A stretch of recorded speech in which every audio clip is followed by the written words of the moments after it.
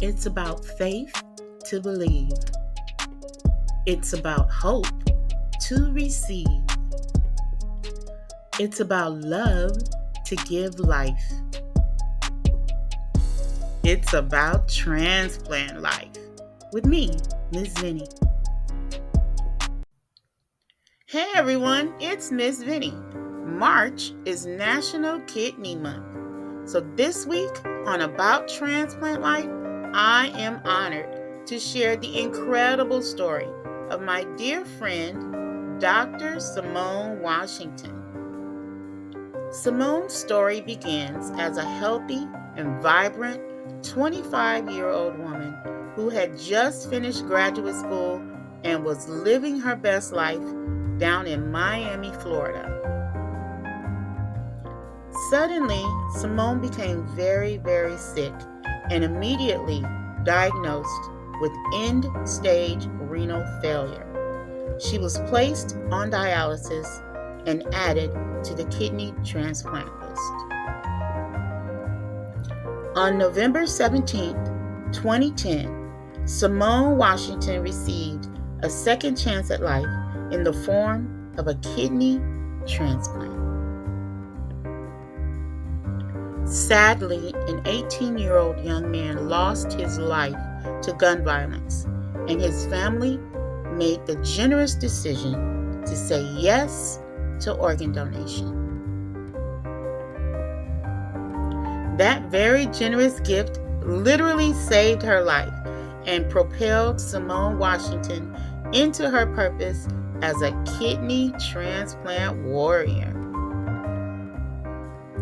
We became great friends, raising awareness about the importance of organ, eye, and tissue donation as One Legacy ambassadors. Dr. Somone was one of my very first guests on About Transplant Life live on Instagram in 2023. And she recently shared her incredible story on our stage live at Pasadena Media Studios. Now, Dr. Somone Washington is the author of The Best of All Things, a tapestry of faith, hope, resilience, and the human connection. And we are going to talk about it. Hey everyone, welcome to About Transplant Life TV from Pasadena, California. I am your host, Miss Vinnie. 10 years ago, I became a grateful heart transplant recipient with the miraculous story to share with you about the power of love. When someone is in need of a life-saving organ transplant, love rushes in to rescue them. The kind of love that it takes to be a prayerful caregiver, a dedicated medical professional, or to become a registered organ donor. These are the passionate stories that we share on About Transplant Life. Today, we are honoring my beautiful friend. She is a young professional whom I greatly admire. She has an incredible purpose-filled story of love. She is an entrepreneur, an organ donation advocate, and she is the author of her new best-selling book titled The Best of All Things. And not only that, she is also a thriving kidney transplant recipient, and we're going to talk about it. Please give a warm welcome to my dear friend and first-time author, Dr. Somone Washington. Thank you for having me. Thank you so much. About Transplant Life. Thank you so much. Thank you for having me. You're absolutely welcome. I was looking forward to this day. We've been friends for quite a while now. Yes. And we both have this beautiful passion for purple. Yes. Which is obvious today. Yes. But we first met a few years ago when we were both One Legacy ambassadors, right? Yes. When did you become a One Legacy ambassador? I would say around 2017 or 2018, somewhere around there. So I became an ambassador in 2016. Okay. And what One Legacy is, it's the bridge between donors and hospitals. It's the largest organ procurement organization in the country, as a matter of fact, in the world, actually, here in Southern California. And as ambassadors, we work together. Yes. raising awareness about the Yes. importance of organ tissue donation on many occasions. Mm-hmm. And I was an honored writer on the Donate Life Rose Parade float in the Rose Parade in Yes. 2020. And Yes. you were a writer. What year? 2024. 2024. Yes. So that was just last year. What was that experience like for you? It was amazing. I felt like royalty. They really treated us so well, and it was such an honor to represent our community of recipients and donors. It's just a special community and just another way that we can raise awareness of the importance of registering as an organ tissue donor. That's right. And just another way to spotlight putting a face to that cause. So when people are not sure if they want to register, maybe they don't know anyone, so it's not as important to them. Seeing us in the parade or getting to know us at our tabling events out in the community helps put a face to the cause, and it really helps people reconsider their decision to register. Particularly people in the African American community. Absolutely. Yeah, because sometimes we have been historically hesitant to say yes to organ donation, but truly your story shines a light on the fact that organ donation saves lives, right? Absolutely. So let's talk about Transplant Life. You ready? Yes, let's get into it. Okay, Miss Somone. Dr. Somone, excuse me. I got to get used to that. I love that. I love that. Thank you. Okay, so you were 24 years old, you told me, and all of a sudden you found yourself in need of emergency dialysis. Let's talk about that. What year was that? So that was back in 2004. And so before this happened, I was a thriving 24-year-old. I had just finished graduate school. I had just started my brand new job. I was really excited about it. I was living on my own. I had my own apartment, my own car, hanging out with friends and just enjoying life as a young person would, living in Miami, Florida. That's where I'm born and raised. Oh, okay. And just all of a sudden one day I got really thirsty, and so I kept drinking a lot of water and juice, just whatever I can find. And I couldn't do anything to quench my thirst. And also I couldn't keep any food down. And then I started retaining water in my body. Sudden, you didn't have any other symptoms prior to that? So prior to this, I was a healthy person. I had never needed to go to the hospital for any reason. Nothing outside of the common cold over the years. So this is truly out of nowhere. Wow. And so I went to a local clinic to be seen because I was only on my new job a couple months. So I didn't have medical coverage yet. I would have gotten coverage in another month or so. So I went to a local clinic. They gave me some antibiotics, and they told me if it didn't help in 2 weeks that, to come back. And so the 2 weeks passed. I didn't feel any better. And instead of going back to the clinic, I just asked my mom to take me to the emergency room. It was that bad? Yes. And because I didn't have medical coverage, I had to wait several hours before I was seen. So I got there around noon, and I wasn't actually seen by a doctor until 10 a.m. the next morning. Girl, all hospitals ain't good hospitals. I'm just going to say it. I'm just going to put it out there. Because I have been in almost every hospital in Southern California. Some are good, some are bad, some are terrifying. And so these are the things that we go through in our transplant journey. And you were so young. So what was the diagnosis? So I was at the top hospital in Miami, Florida. It's just that because I didn't have medical coverage, I wasn't seen as a priority, and that's why I had to wait so long. But as soon as I was seen by a doctor the next morning, everything was a rush. They checked my vitals and did all the things, and the diagnosis was end-stage renal failure. End-stage renal failure. Yes. All of a sudden, that's awful. So my kidneys were working together at 10%. Wow, it's a good thing you did go to the hospital. Yes. So you had to have emergency dialysis right then and there, right? Yes, so they had to put an emergency catheter in my neck to start emergency dialysis.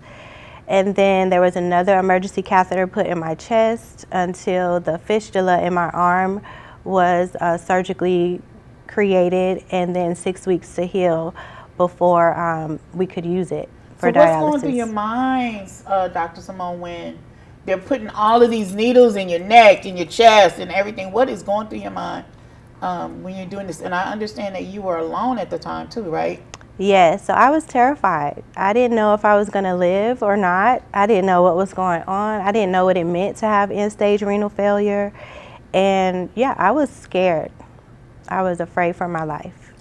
So how important was your faith at this time during this difficult journey, would you say? Well, to be totally honest, once I got that diagnosis, my first thought was I was afraid. And although I was a God-fearing woman, I didn't have a lot of faith in that moment.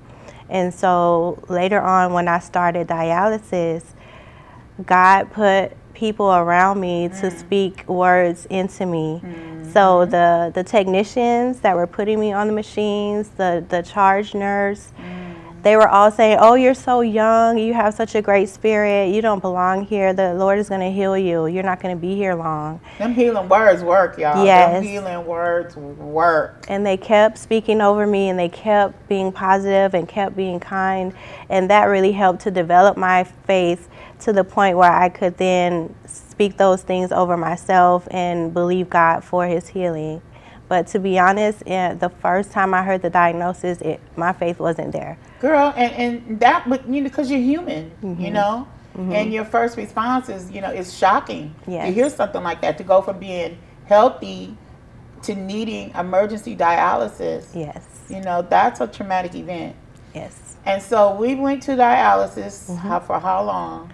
I was on dialysis for 14 months, which is a relatively short time compared to other people who unfortunately have to be on dialysis for years. Yeah. Yes. Yeah, the transplant waiting list is a very long, it can be very long time. So, Dr. Somone, Yes. tell us what the average day was like for you when you were on dialysis. So by the time I was on dialysis, I had switched roles or Occupations? yes. Okay. And so by then I was an elementary school teacher, and so I would go to work, and then after work I would go to treatment, which was 4 hours. And by that time, it's just time to go home. You was too pooped to party after that. Yes. So did you go to dialysis every day? I went on Mondays, Wednesdays, and Fridays. Oh. Yes. So by the time I finished treatment, I was tired, and so I just went home to sleep so I can be ready for the kids the next day. And then even though I didn't have treatment the next day, I was so tired from doing it before. So yeah, there was not much of a social life at that time. No social life. So how did that affect you emotionally? So while on dialysis, one thing that many people don't know is that your skin darkens. So my skin was darker. Like a lot darker than your normal color? A lot darker. Really? And not that darker skin is a problem. It's it just looked unhealthy. Like you could tell that I was going through some sort of treatment. And then my arm was bandaged up most of the time because of being on and off the machine. And so my self-esteem was really low. I didn't feel beautiful. I didn't feel that anyone would want to date me because I would be seen as a burden because of my medical situation.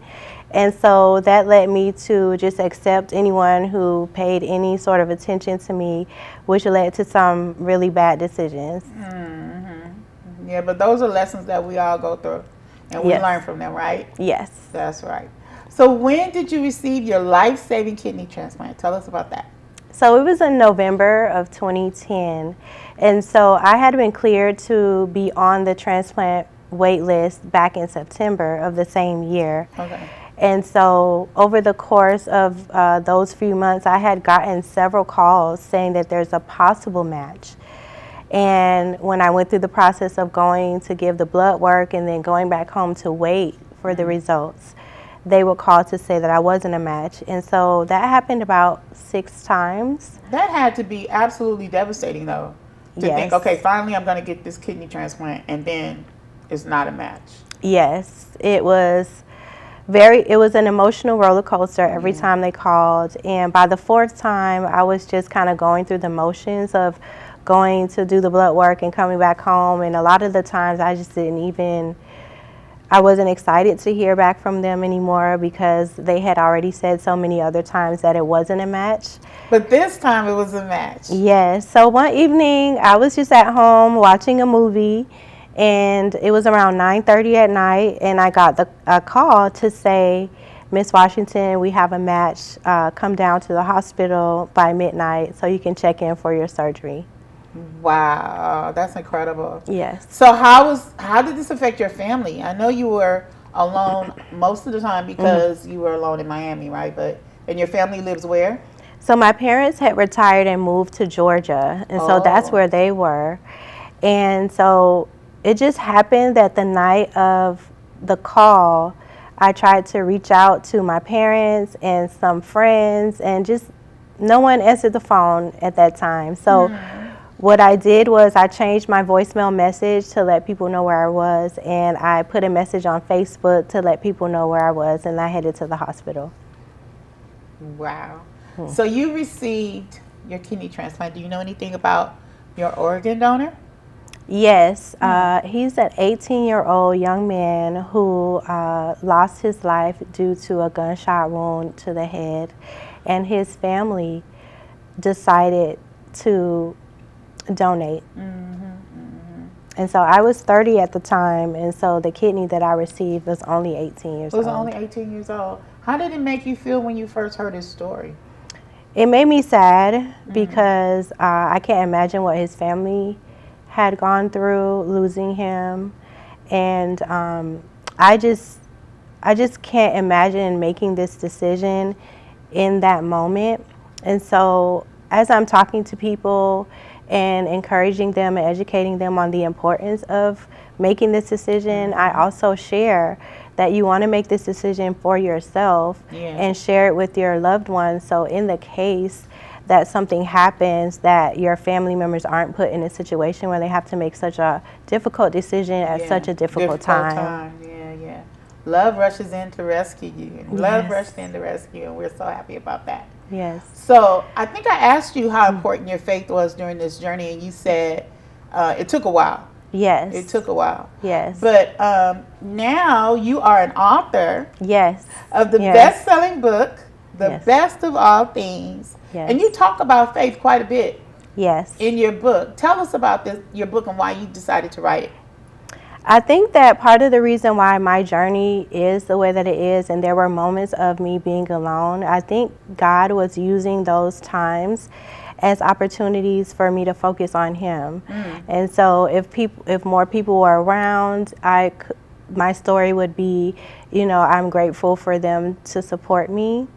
And I just believe that God wanted the opportunity to have my attention, and so that my story is what got me through is God being by my side. And it did develop this habit of me saying, whenever I'm going through a difficult situation, I'll say, okay, it's me and you, God, we got this. And I still say that to myself when I'm going into something that I know that will be challenging. I still say that to myself, and it gives me a renewed energy and strength to get through whatever it is. That's beautiful. Why did you call it The Best of All Things, though? Well, you'll really have to read to the end to see how that ties in. But the subtitle is A Tapestry of Faith, Hope, Resilience, and the Human Connection. And so as you're reading through and getting more details about my story, you'll really see how all of those topics and ideas really do weave through my story. And the human connection is the importance of us reimagining what we know to be leaving a legacy. Most of the time when people are talking about what it means to leave a legacy, they're talking about finances and properties that they might want to leave to their kids or loved ones. But I'm challenging people to reconsider what it means to leave a legacy, and it can be in saying yes, that you want to be an organ, eye, and tissue donor, so you can save lives and enhance lives, and that could be a wonderful legacy to leave as well. Girl, that's so powerful. You know, one of the things, and we used to go out all the time, right? Like every week we would have an event, you know. Yes. That's the good thing about being a World Legacy Ambassador. We did a lot of events, right? Yes. And you still are active, right? Yes, I am. Because I retired last year in May of 2024. And I would always tell people that organ donation is the new normal. It's a way that your life doesn't end, but it begins again in someone else. Yes. And what better legacy to leave in the earth is the opportunity for someone else to have a second chance at life. Yes, absolutely. And so that's why I think your book is so powerful and so important, you know, and I just want to encourage everyone to get a copy of this incredible book. Thank you. What's next for you? You got some book tours coming up. What's going on? Yes, there are so many opportunities to share the book, so many book discussions to have. I look forward to connecting with as many people as I can. I've dedicated the book to people who are currently on dialysis because I know that the longer you're on dialysis, some people do lose hope. And so my goal is to get this book in the hands of as many dialysis patients as possible, to just continue to encourage them and speak those positive words over them in the way that, you know, people did when I was on dialysis.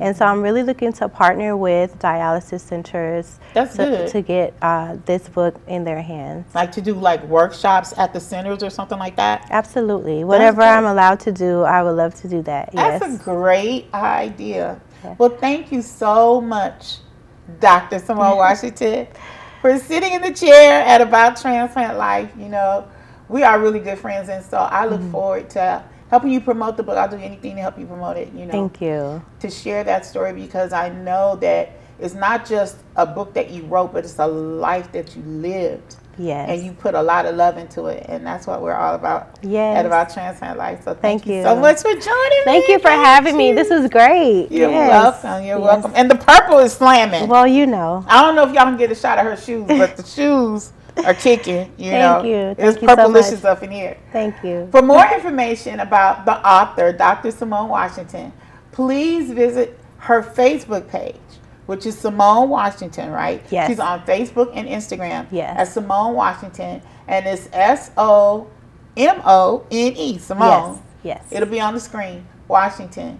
And you can get information on her next book opportunities, like book tours and stuff like that, and where you can buy the book. So thank you so much for doing that. Sure. And also remember, please follow us on Facebook, Instagram, and YouTube for more information about Transplant Life. Thank you for watching. Have a great day. May God bless you. May God protect you and provide for you. Peace. After the show, Dr. Somone helped me give a wonderful surprise to my son, Tony. Check it out. I would like to take this opportunity to acknowledge my wonderful son, Tony. I always call him that. His name is Anthony Owens, and he is the foundation of everything that I do at About Transplant Life and beyond. You know, I could not do any of this work without him. He is an incredible young man. He is nice. He is talented. He is intelligent. He is creative. He is all the wonderful things, all the wonderful adjectives I can think of. And he recently celebrated a birthday. So I just wanted to take this moment to say happy birthday to my wonderful son, Tony. We have a little surprise for you, Tony, presented by my dear friend, Somone. So will you help me sing happy birthday, Robert, to my wonderful son, Tony? Okay, here we go. Happy birthday to you. Happy birthday to you. Happy birthday, dear Tony. Happy birthday to you. And many more. Thank you for all you do, son. I love you so much. I love you too.